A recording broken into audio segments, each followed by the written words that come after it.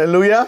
Hallelujah. Praise the name of Jesus. यीशु के नाम की स्तुति हो। We have the best friend in the whole world. हमारे पास इस पूरे संसार में सबसे उत्तम मित्र है। His name is the Holy Spirit. उसका नाम पवित्र आत्मा है। That is the greatest gift Jesus has given us for this world today.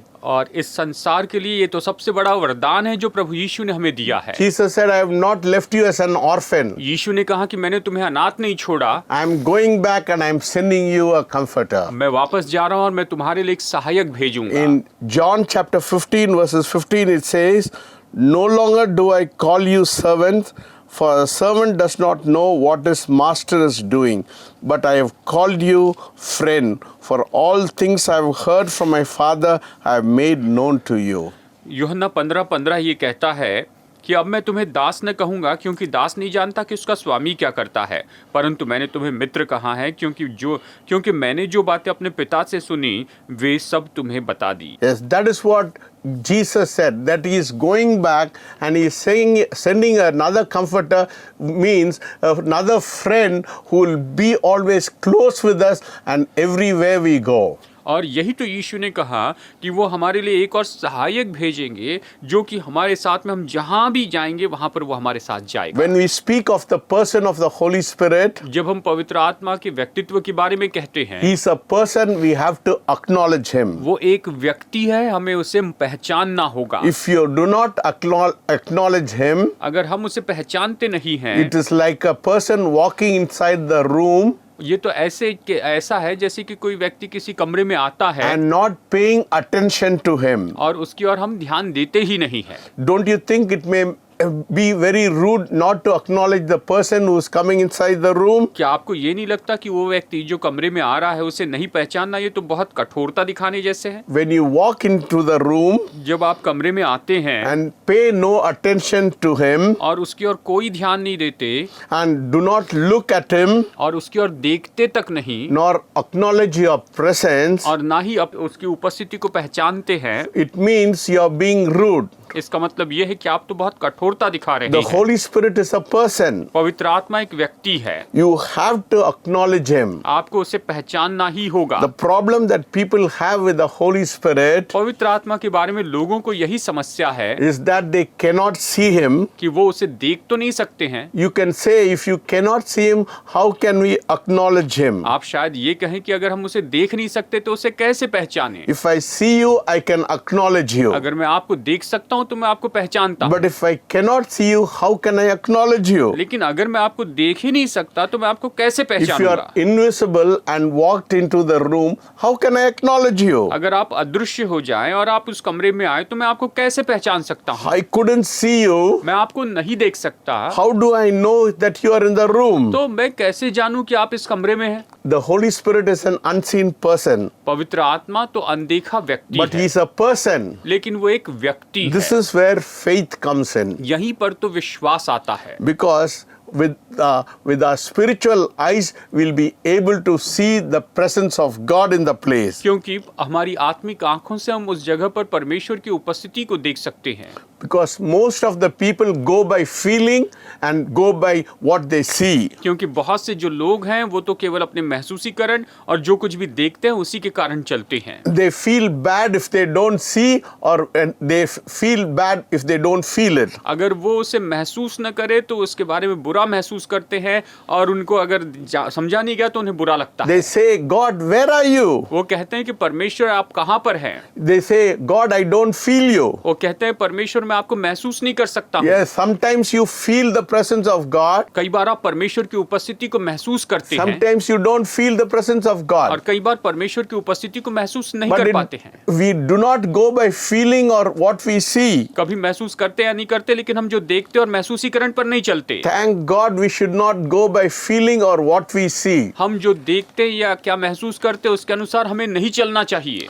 We should not go by what we see in our sight. और हम अपनी आंखों से क्या देख सकते हैं उसके अनुसार नहीं चलना चाहिए। You have to believe the word of God. आपको परमेश्वर के वचन पर विश्वास करना चाहिए, Because in Hebrews chapter 13 verses 5 it says, I will never leave you or nor forsake you. इब्रानी में उसमें इस तरह से लिखा है अध्याय 13 में कि मैं तुम्हें न कभी छोड़ूंगा न कभी त्यागूंगा। And the fact that the Holy Spirit comes and lives in you, और ये सत्य कि जब पवित्र आत्मा आकर आप में वास करता है, if he comes and lives in you, it means he is with you. और वो आकर आप में वास करता है तो इसका मतलब ये है कि वो आपके साथ है। I have to acknowledge the fact हमें इस सच्चाई को मानना होगा that he is in me and with me. और वो कि वो मेरे साथ में है और वो मेरे अंदर है। I have to learn to communicate with him मुझे उसके साथ में बातचीत करना सीखना and होगा talk to him just I talk to anybody else in the room. और जैसे मैं इस कमरे में किसी से भी बात करता हूँ बिल्कुल वैसे उसके साथ बात करना है।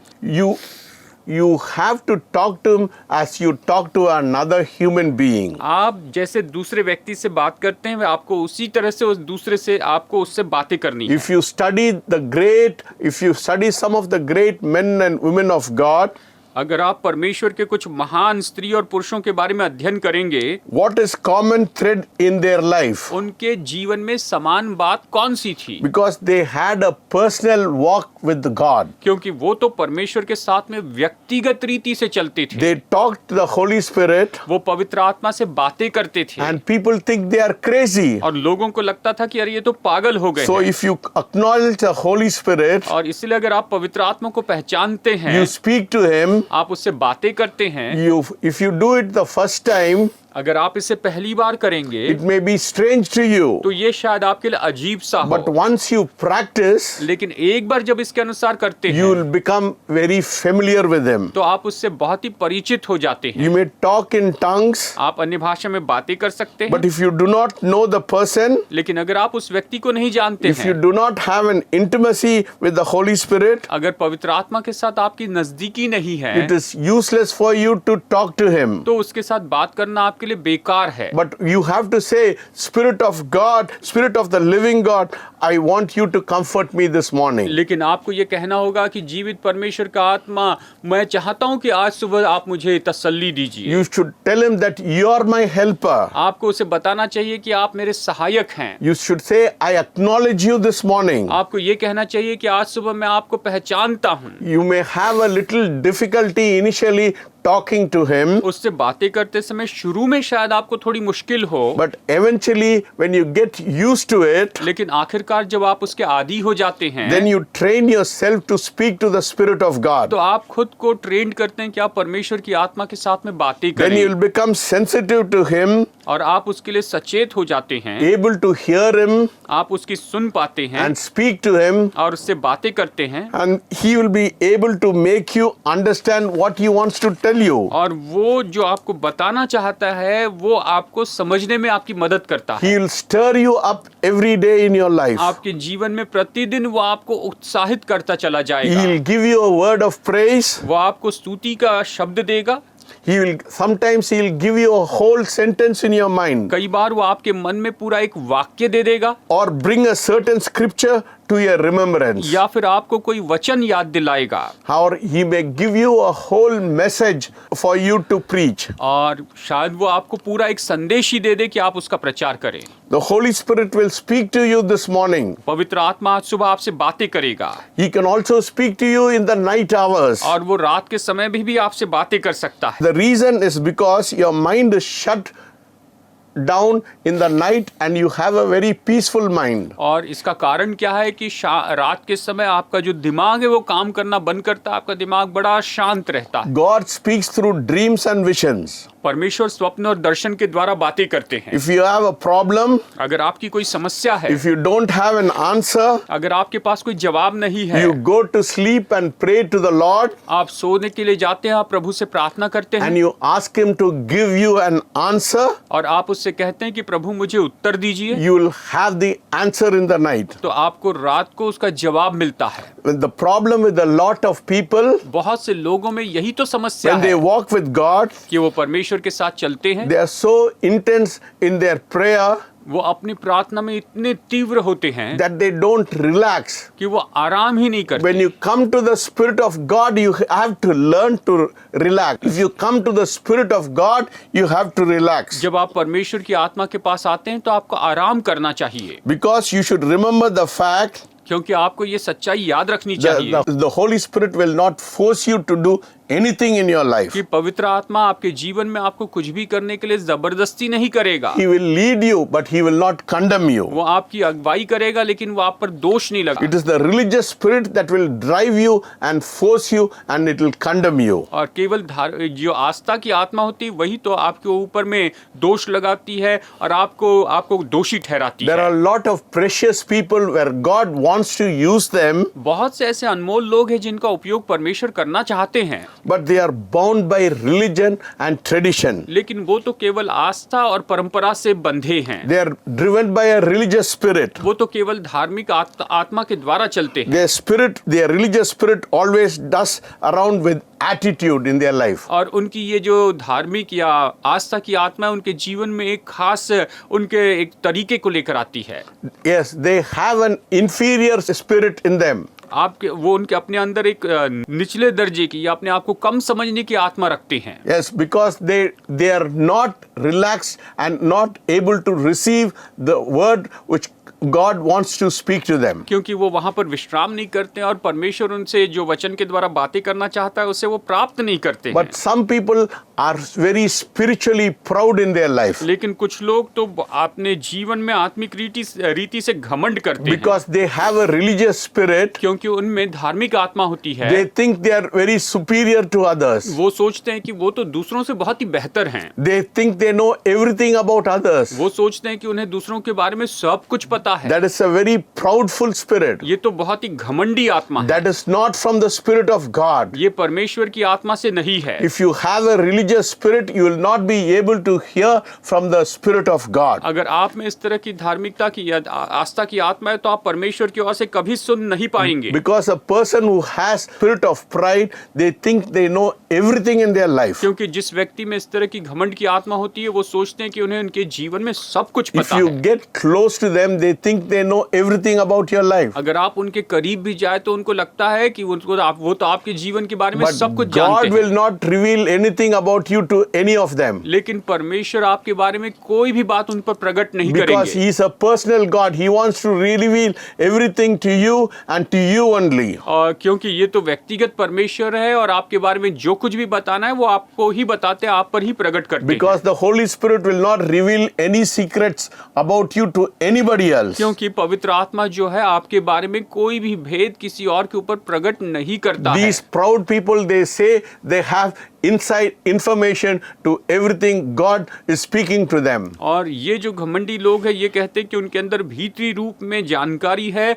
और परमेश्वर उन दूसरे व्यक्ति के बारे में इनको बता रहा है। But God wants you to relax this morning, my friend. मेरे दोस्तों, परमेश्वर चाहते हैं कि आज आप विश्राम करें। If you want to receive from God, अगर आप परमेश्वर से कुछ प्राप्त करना चाहते if हैं, you want Him to be your best friend, अगर आप चाहते हैं कि वो आपके सबसे उत्तम मित्र हो you जाए, have to relax in the presence of God. आपको परमेश्वर की उपस्थिति में विश्राम करना ही होगा। The first thing the Holy Spirit expects you is that you relax and believe and trust Him. और सबसे पहली बात जो पवित्र आत्मा आपसे अपेक्षा करता है वो ये है कि आप थोड़ा विश्राम करें, आप उस पर विश्वास करें, उस पर भरोसा रखें। You have to relax in the presence of the Holy Spirit. आपको पवित्र आत्मा की उपस्थिति में विश्राम करना चाहिए। You don't want a relationship which is tense and not and which is strange. आप ऐसे संबंध को नहीं चाहते जो कि बिल्कुल ऐसा अजीब सा हो और बड़ा अलग सा हो।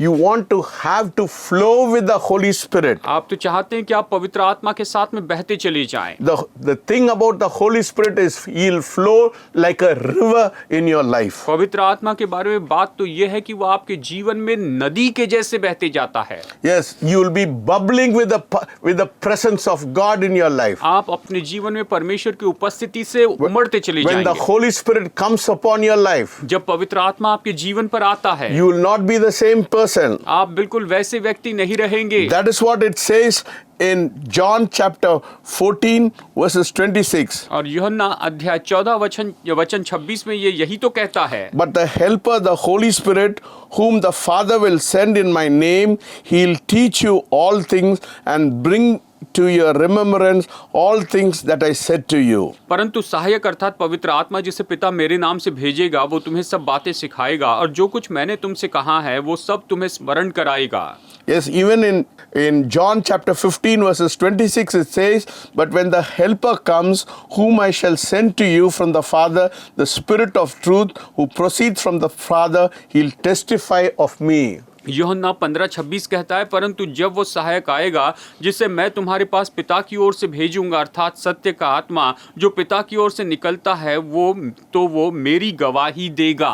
Yes, people do not want to walk in faith with the Holy Spirit in their life. लोग अपने जीवन में पवित्र आत्मा के बिना विश्वास में चलना नहीं चाहते हैं, Because it takes a greater walk of faith in their life क्योंकि इसके लिए जरूरी होता है कि वो विश्वास में और भी मजबूती से चलते to जाएं, get to flow with the Holy Spirit. कि पवित्र आत्मा के बहाव में बहते चले जाएं। Everything they want to know before they come in contact with the Holy Spirit. और वो जो कुछ भी जानना चाहते हैं पवित्र आत्मा में आने संपर्क में आने के पहले ही, They want, when the Holy Spirit comes on you, He'll give you a vision, but He will not give you the whole plan. When the Holy Spirit comes, He'll give you a vision, but He'll not give you the whole plan. जब पवित्र आत्मा आपके ऊपर आता है तो वो आपको बस एक दर्शन देता है, पर वो आपको सारी योजना प्रकट नहीं करता है। But the people want everything planned in their life. लेकिन लोग चाहते हैं कि उनके जीवन में सारी बातें पूरी तरह से योजनाबद्ध They तरीके से want हो। everything to know through the Holy Spirit. वो तो चाहते हैं कि पवित्र आत्मा के द्वारा वो सब कुछ जान The ले। Holy Spirit is not going to tell you everything, my friend. मेरे दोस्तों, पवित्र आत्मा आपको सब कुछ नहीं बताएगा, He'll just tell you enough to get you down in faith to the next step. वो बस आपको पर्याप्त मात्रा में बताएगा ताकि आप अगले कदम में आगे बढ़ते जाएं। When your feet touches the water, then it will part. और जब आपके पैर इस पानी को छूते हैं तभी तो वो विभाजित होता है। You read the book of Acts. प्रेरितों के काम की किताब पढ़िए। When we look at the life of Saul of Tarsus, जब हम तार्शिश के शाऊल के जीवन को देखते हैं, he was struck by lightning on the way to Damascus. जब वो दमिश्क के मार्ग में जा रहा था तब उसको बिजली सी दिखाई दी, And God told him to go, and he said, person will meet him in Damascus. और परमेश्वर ने उससे कहा कि तू दमिश्क में जा और वहां पर एक व्यक्ति तुझसे मिलेगा। Yes, that is, God led him a step by step in his life. और परमेश्वर कदम ब कदम उसके जीवन में उसकी अगुवाई करते चले गए। Yes, God said to him, why are you persecuting me?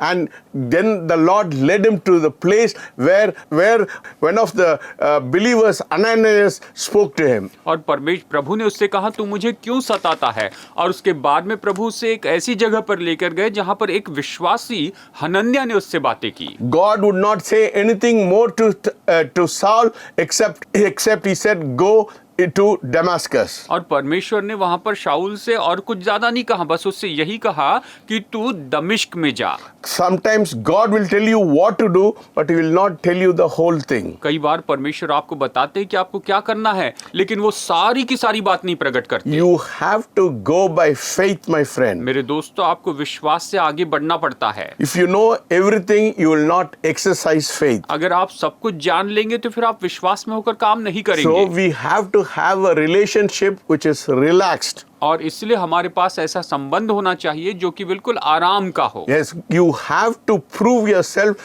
that you are trusting God in everything in your life. आपको अपने आप को साबित करना होगा कि आप अपने जीवन की हर एक बात के लिए परमेश्वर पर भरोसा कर रहे हैं। He'll accept you as you are. और आप जैसे हैं वैसे वो आपको स्वीकार करेगा। He loves you and He wants you to rely on Him 100% in your life. वो आपसे प्रेम करता है और वो चाहता है कि आप अपने जीवन में 100% उस पर आधारित रहें। He wants to reveal something to you. He will know what to tell you. अगर वो आप पर कुछ प्रकट करना चाहता है तो वो आपको बताएगा कि आपको क्या करना है। He is the best friend you can have in your life. वो तो सबसे उत्तम मित्र है जो आप अपने जीवन में पा सकते हैं। A friend is a friend who will accept who you are as you are. मित्र तो वो होता है जो आपको जैसे है वैसे ही स्वीकार करता है। The Holy Spirit knows everything about you, my friend. मेरे दोस्तों, पवित्र आत्मा आपके बारे में सब कुछ जानता है। The friendship with the Holy Spirit पवित्र आत्मा के साथ की संगति is that he knows everything about you. वो यही है कि वो आपके बारे में सब कुछ जानता है। This is a different type of friendship which you have with the Holy Spirit. ये तो पवित्र आत्मा के साथ की अलग संगति है जो आपके पास होती है। You can have friends who will know little things about you. आपके ऐसे भी मित्र हो सकते हैं जो आपके बारे में थोड़ा कुछ जानते हैं, But the Holy Spirit knows everything about you. लेकिन पवित्र आत्मा आपके बारे में सब कुछ जानता है। There is nothing he does not know about you, my friend. ऐसा कुछ नहीं मेरे दोस्तों जो आपके बारे में नहीं जानता He है, knows everything even before you're born. और वो तो आपके जन्म के पहले सब कुछ जानता है। Yes, that is what it says in Isaiah. Even before you are formed in your mother's womb, he says, I knew you. और इसीलिए वो यिर्मयाह में कहता है कि तेरी माँ के गर्भ में तुझे रचने से पहले ही मैं तुझे जानता हूँ। He knows even the deepest thought of your heart. और वो तो आपके हृदय के सबसे गहरे विचार को जानता है। So if you want him to be your best friend, तो अगर आप चाहते हैं कि वो आपका सबसे उत्तम मित्र हो जाए, you have to completely surrender to the Spirit of God this morning. तो आज आपको अपनी आत्मा को पूरी तरह से पवित्र आत्मा को समर्पित करना है। If you make him your friend, अगर आप उससे अपना मित्र बनाते हैं, if you make him your friend, you should acknowledge him as your best friend in your life. अगर आप उसे अपना मित्र बनाते हैं तो आपको अपने जीवन में उसे सबसे उत्तम मित्र के रूप में जानना You होगा। make sure that you do not hurt him in any way in your life. आपको निश्चित करना होगा कि आप अपने जीवन में किसी भी तरीके से आप उसे शोकित न करेंगे, Because it is very easily to hurt the Holy Spirit. क्योंकि पवित्र आत्मा को शोकित करना बहुत ही आसान है।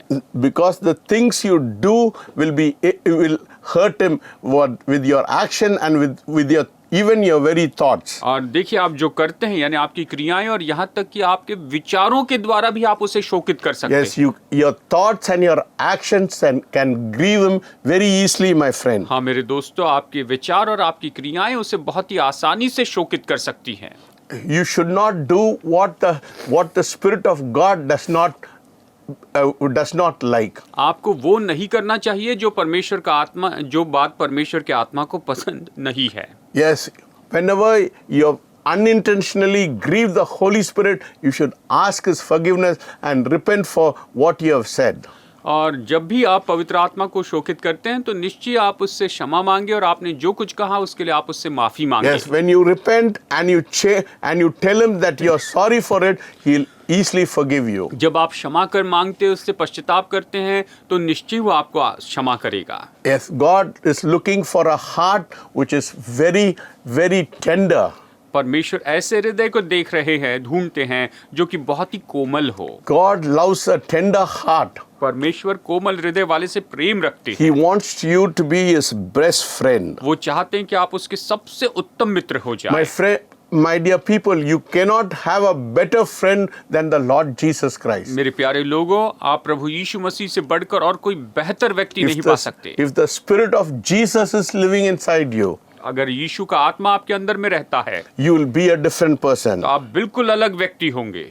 If he is your best friend, you will say, I want to be with him. अगर वो आपका सबसे उत्तम मित्र है तो आप यही कहेंगे कि मैं उसके साथ में रहना चाहता हूँ। Because you will be hungry to have a friendship with the Lord, with the Spirit of God. क्योंकि आप तो परमेश्वर की आत्मा के साथ में संगति रखने के लिए भूखे हो जाएंगे। Yes, God wants to have a complete union with you. हाँ, परमेश्वर आपके साथ में पूरी एकता रखना चाहते हैं। That is why it says the love of the Father and the Son and the communion of the Holy Spirit. और इसलिए तो ये कहता है कि पिता का प्रेम और पुत्र के अनुग्रह और पवित्र आत्मा की संगति। This morning, will you love? Would you want to have a relationship with the Spirit of God? क्या आज आप प्रेम रखना चाहते हैं? क्या आप परमेश्वर की आत्मा के साथ में संगति रखना He चाहते is हैं? the best friend you can have in your life, my friend. मेरे दोस्तों, आपके जीवन में आपका सबसे अच्छा मित्र वो हो There is जाएगा। no other person who will be able to help you more than the Holy Spirit. पवित्र आत्मा से बढ़कर आपकी मदद करने के लिए और कोई व्यक्ति नहीं है। That is why Jesus said, I'm going back, I'm sending you a helper, a counselor, and a comforter. और इसलिए यीशु ने कहा कि मैं वापस जा रहा हूं, मैं तुम्हारे लिए एक सहायक, मैं एक तुम्हारे लिए सलाहकार और तसल्ली देने वाले को He is the best guide you can have in your life. भेज रहा हूं और आप अपने जीवन में वो सबसे He is the best friend you can have in your life. और वो तो सबसे उत्तम मित्र है जो आप अपने जीवन में पा सकते This हैं। morning He wants to come and reside in your life. आज वो आपके जीवन में आकर राह देख और वास करना चाहता है। Turn around and give your life to Him. आप मुड़ जाइए, अपना जीवन उसे दे Your दीजिए life will become very fruitful. और आपका जीवन बहुत ही फलवंत हो And जाएगा। the Spirit of God will come and dwell inside you. परमेश्वर का आत्मा आकर आप में वास करेगा He'll take residence inside you. और वो आकर आप में बस जाएगा। If the Spirit of God is speaking to you this morning, अगर आज परमेश्वर का आत्मा आपसे बातें कर रहा है, our cell phone is on the screen. हमारा सेल फोन नंबर अभी स्क्रीन पर है। You can call on us आप हमें फोन कर सकते or you हैं can WhatsApp us. या फिर आप हमें Our व्हाट्सएप prayer कर सकते warriors are always ready to take your call. हैं और हमारे प्रार्थना योद्धा हमेशा तैयार है कि आपके फोन कॉल उठाएं। Let us pray. आइए प्रार्थना करते हैं। Heavenly Father, we thank you and we praise you, Lord, for this wonderful time. स्वर्गीय पिता, हम धन्यवाद देते हैं इस अद्भुत समय के लिए, आपकी स्तुति करते हैं। Lord, we want you to be our best friend, Lord. प्रभु, हम चाहते हैं कि आप हमारे सबसे उत्तम मित्र हो We जाएं। we know that there is no other person who can be our best friend except you, Lord. हम जानते हैं प्रभु, आपको छोड़कर हमारा सबसे उत्तम मित्र और कोई नहीं हो This सकता। morning I hand over my life, my whole soul, my being to you. आज इस समय प्रभु मैं अपने जीवन को, अपने पूरे व्यक्तित्व को आपको सौंपता हूँ। I thank you and I praise you that you are willing to accept me as I am, Lord. प्रभु, मैं धन्यवाद देता हूँ कि मैं जैसे हूँ वैसे आप मुझे स्वीकार करने के लिए तैयार हैं। Thank you for speaking to me this morning. आज मुझसे बातें करने के लिए धन्यवाद। In Jesus' name I pray. यीशु के नाम में मांगता हूँ। Amen. आमीन। May God bless you. प्रभु आपको आशीष दे। Amen.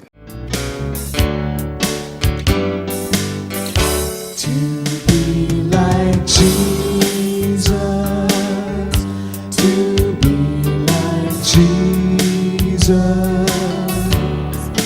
all I ask, to be like Him, all through life's journey, from earth to glory. All I ask, to be like Him, to be like Jesus.